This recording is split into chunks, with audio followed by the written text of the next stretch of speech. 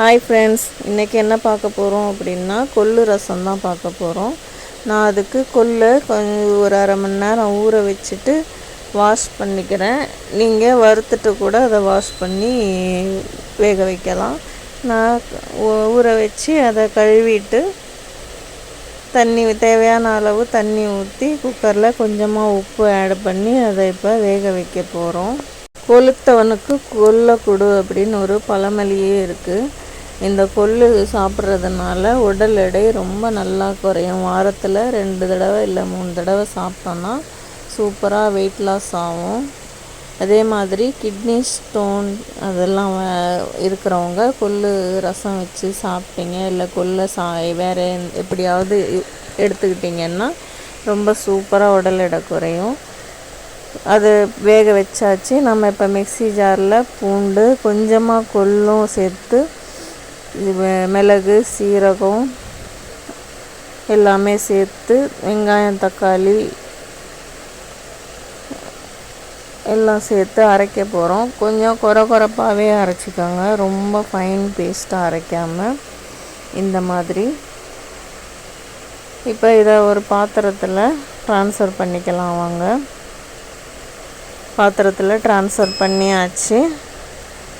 இப்போ அதில் கொஞ்சமாக மஞ்சத்தூளும் நான் புளி கரைச்சி வடிகட்டி வச்சுருக்கேன், ஒரு எலுமிச்சம்பழம் சைஸ்க்கு, அதை இது கூட சேர்த்துக்கலாம். இப்போ இதை நம்ம அடுப்பில் வச்சிடலாம். வாங்க, கூடவே நான் கொள்ளு வேக வச்ச அந்த தண்ணியை இதில் சேர்த்துக்கிறேன். சேர்த்துட்டு நம்ம இப்போ அடுப்பில் வச்சிடலாம். இந்த கொள்ளு பயிரை நம்ம சுண்டல் மாதிரி தாளித்து சாப்பிட்டுக்கலாம். அதுவும் செஞ்சு காட்டிடுறேன் இன்றைக்கி.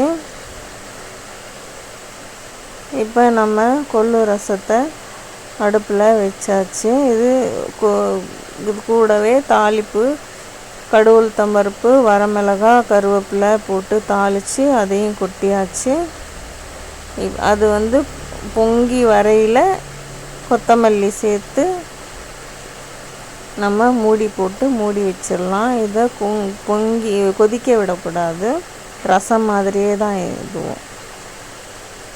மூடி வச்சுட்டு கொஞ்ச நேரம் பொறுத்து பார்த்திங்கன்னா நல்லா வாசனை அவ்வளோ சூப்பராக இருக்கும். ரசத்தை விட இது ரொம்ப சூப்பராக இருக்கும், டேஸ்ட்டாக. செஞ்சு சாப்பிட்டு பாருங்கள். அதே மாதிரி நம்ம கொள்ளு பயிரையும் தண்ணி எடுத்தாச்சு. இதை தண்ணியை யூஸ் பண்ணிட்டோம். அதே மாதிரி நம்ம பயிரையும் சுண்டல் மாதிரி நல்லா தாளிச்சிட்டு கொஞ்சமாக கொத்தமல்லி கருவேப்பிலை வரமிளகாய் கடுகு உளுத்தம்பருப்புலாம் போட்டு தாளித்து பசங்களுக்கு கொடுங்க, ரொம்ப டேஸ்டியாக இருக்கும். தேங்க்யூ.